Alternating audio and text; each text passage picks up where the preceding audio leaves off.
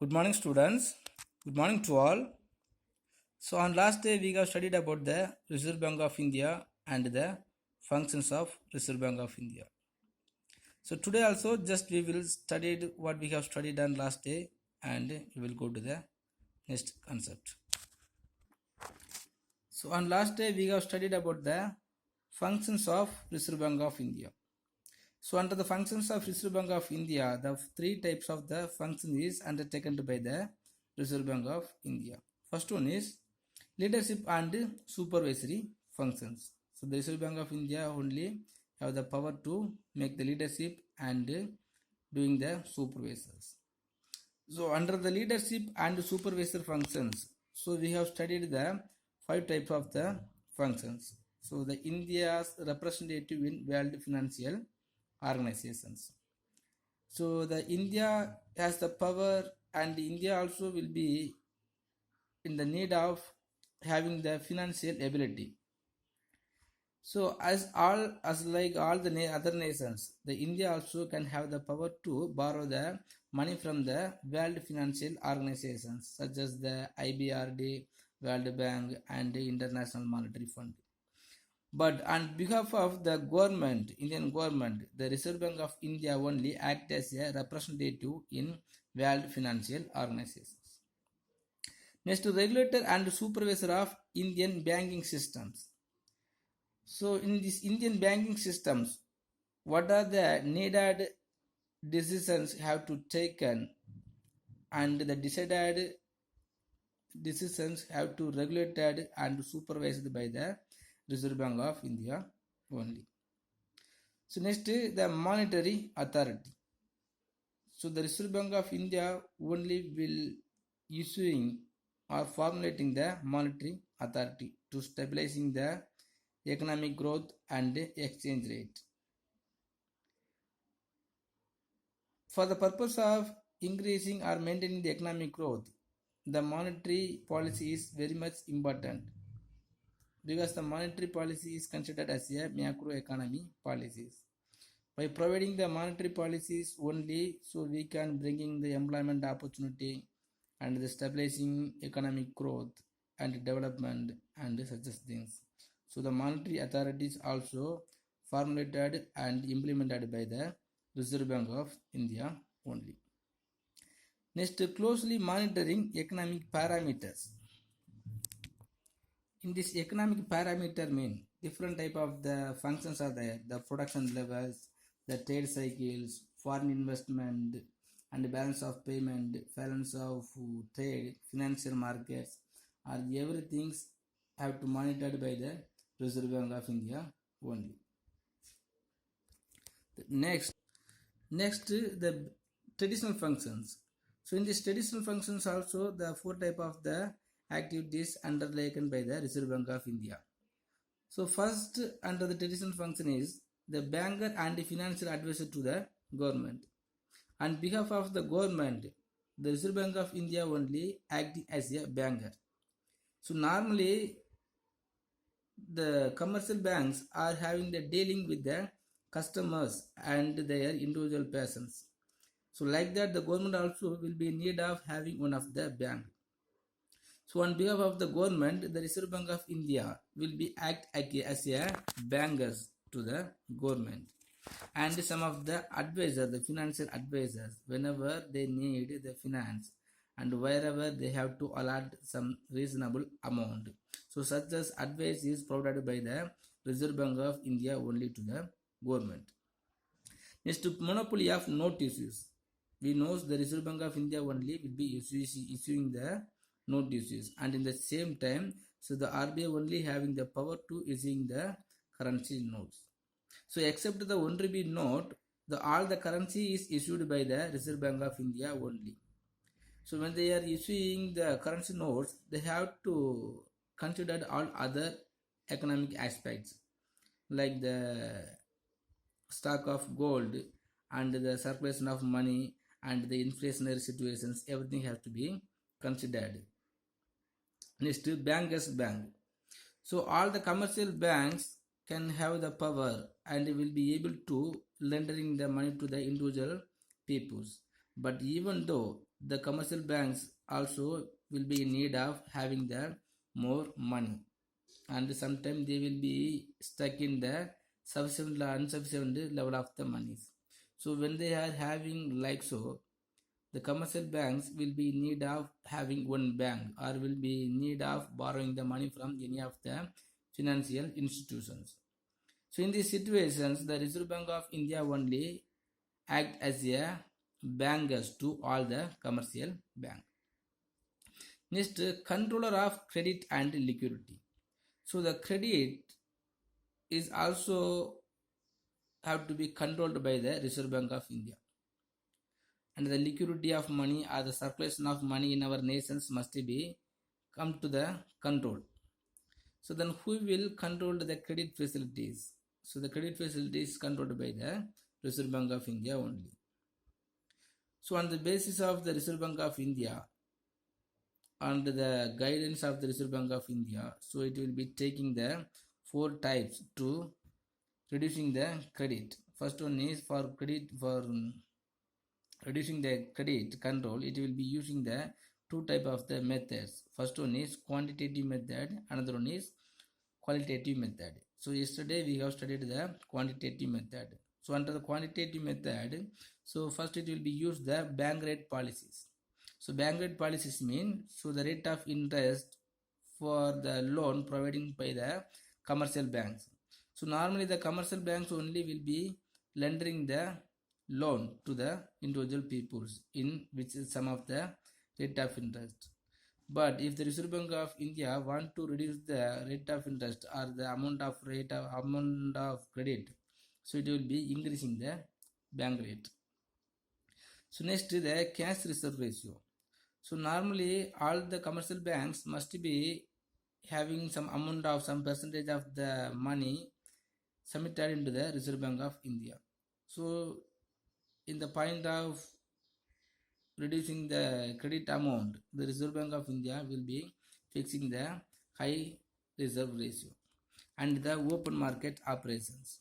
So the open market operations also will be undertaken by the Reserve Bank of India only. So on the basis of open market operations, the RBI will sell and buy the debentures on behalf of the government. So when the inflation time, the RBI will selling the government securities. So when they are selling the securities, the government, the money will come to the government hands from the publics. So on the controversy in the deflation time, so it will be selling the selling the debentures to the public. When they are selling the debentures to the public, so the Reserve Bank of India will be get some of the money. So next the qualitative credit control measures. So on the quantitative credit control measures, the bank rate policy, cash reserve ratio, statutory liquidity ratio, and the open market operations, So under the qualitative credit measures, so the Reserve Bank of India will undertaking some of the actions. First one is rationing of credit. So the maximum limit is fixed for lending to certain sectors or the specific purposes. The Reserve Bank of India will give some of the limitations to providing the loans to the special purposes or some of the certain sectors.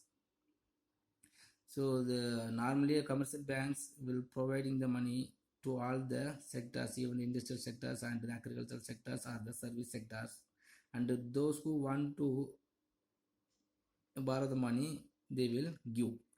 But some of the time, if the Reserve Bank of India want to bring the credit under the control, so it will be fixing the rationing of credit. So under the rationing of credit, so the Reserve Bank of India will impose to the commercial bank to reducing the credit amount.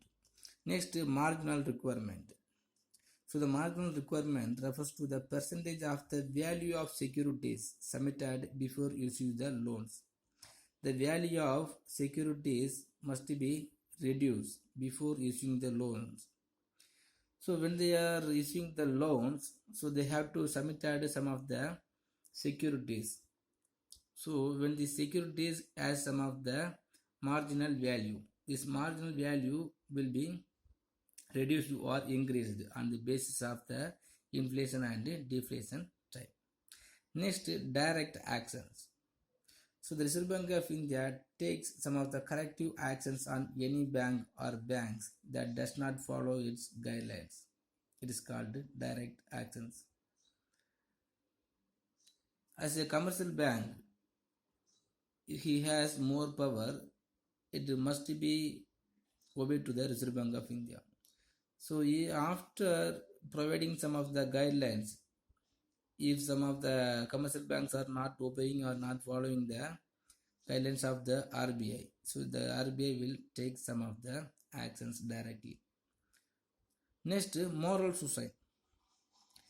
So under this matter, the Reserve Bank of India puts pressure on the banks towards liberal or restricted lending during the certain periods. So the RBI will be forcing the commercial banks to providing or reducing the credit amount on the basis of certain period. Certain period mean, so on the basis of the inflation time and the deflation time. In inflation time, the Reserve Bank of India will force the commercial bank to reduce the credit facilities. In the same time, the deflation time, so the RBI will force the commercial bank to liberal to providing the loans. So like the quantitative credit control measures, so the RBI also taking the qualitative credit control measures. So under these qualitative credit control measures, it will be taking the rationing of credit and the marginal requirement and direct actions and the moral suicides. So by using these four measures, so the Reserve Bank of India try to bring the credit under the control. Next, the lender of the last resort. So the traditional another one of the traditional function is lender of the last resort. So last resort mean what? So if the commercial banks doesn't have the sufficient level of the finance, so if it is need some amount of money or the finance, so the Reserve Bank of India only act or being as a last resort to lending the money to the commercial banks. So in times of emergency, any bank in India can approach RBI for financial assistance. The Reserve Bank of India provides them credit when other sources of getting credit are exhausted. So all banks can attain loan from Reserve Bank of India, and hence it is called lender of last resort. Because the commercial banks can have the powers and some of the way to creating the sufficient level of the finance. So normally it will be collecting the deposit from the public and it will be issuing the debentures and the securities, and some of the bank also issuing the shares. By issuing the different type of the debentures, it can able to collecting the money. But sometime if it is not able to collecting the money from any of the way, so it can able to approach the RBI to providing the money, so borrowing the money. So the RBI also act as a lender of last resort to the commercial banks. Next, clearing house services. So the RBI acts as a clearing house and maintains a clearing system for all commercial banks in India. First, you have to know about the clearing house services. Clearing house services means now we can change all the demand draft checks and any of the debentures and the bills of exchange from any of the banks. So we can change the demand draft issued by one bank, but which is collected from the other banks. So when they are collecting and when they are transferring the checks from one bank to another of the banks, so some of the problems may come. So this problem arised or eliminated by the Reserve Bank of India. So when the Reserve Bank of India eliminating the or removing the problems arised from the among the banks, only is considered as a clearing house services. So the aggregate amount of checks presented by a bank on other banks represents the claim by the bank on other banks. Similar, the claims are made by all the banks on every other bank in clearing. A net settlement is arrived at the clearing house and accordingly the debit or credit entry is made in their current accounts. So some of the other matter is no need. So the clearing house services also is provided by the Reserve Bank of India only. Next, custodian of foreign exchange. The custodian of foreign exchange. The Reserve Bank of India maintains a reserve of gold and foreign currencies. When foreign exchange reserves are inadequate for meeting balance of payment problem, it borrows from the International Monetary Fund. So normally in our nations, those who all want to involved in this international trade, they must be having some amount of the foreign currencies to pay to the another nations. So instead of any of the separate entrepreneur, the government only have to pay the foreign exchange. Otherwise, the government only have to take the responsibility to maintaining the reasonable or the equal foreign exchange. So whenever we have in need of foreign exchange, the Reserve Bank of India will be providing the foreign currencies. So it also administers exchange control of the country and enforces the provisions of Foreign Exchange Management Act 1999. So the International Monetary Fund and this World Bank and some of the banks are there to collecting the foreign exchange. How much amount of foreign exchange we have required, so we can collect by the World Bank, but we can't directly collect. So on the basis of the international trader and our nations, the Reserve Bank of India only collect and it will be paid. So the Reserve Bank of India is considered as a custodian of foreign exchange. Next, maintenance of foreign exchange rate. The RBI only manages the exchange value of the rupee in order to facilitate India's foreign trade and payments. So when we are involving in this international trade, so the foreign exchange rate must be maintained.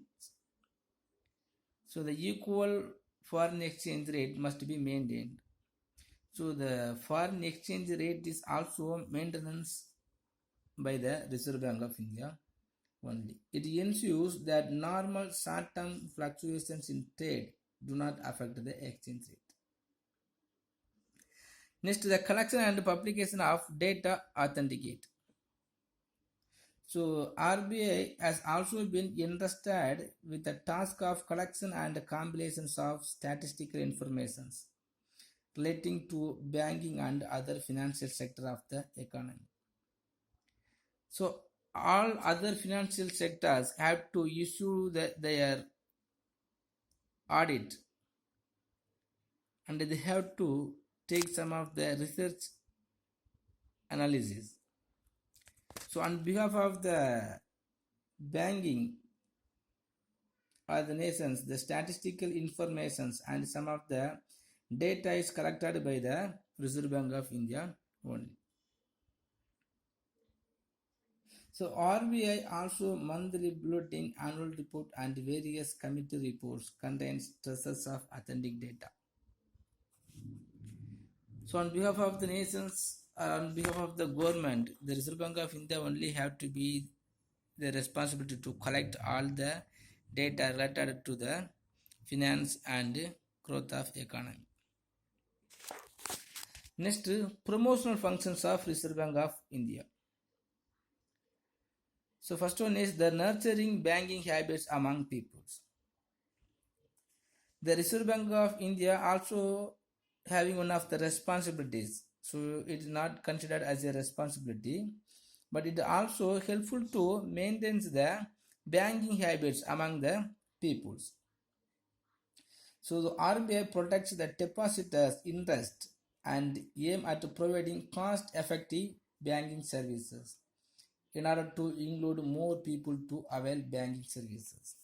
So when the Reserve Bank of India introduced the different type of the deposits or different type of the methods of deposit and the loan facilities and providing the high rate of interest for the public deposit, so all the people will have the power and get the interest to doing the saving the money in their bank. So normally if they having some amount of the money in their hand, so it will be considered as a ideal money. So the bank also considered and it will be created the habits, the saving habits among the peoples by providing the different type of the rate of interest and the different providing the different type of the services and some of the concessions. Next, grievance settlement of measures. So the Reserve Bank of India has appointed 20 banking ombudsmen in 20 states capital. So the banking ombudsman scheme is a speedy and inexpensive forum for the resolution of customer complaints relating to certain services rendered by banks in India. So normally all the commercial banks are also providing different type of the services. When they are providing services, the consumers may or may not have get the satisfactions and they will have some of the complaints. So when they are not getting the satisfactions and if they are having the types of the complaints, so they can approach the ombudsman services.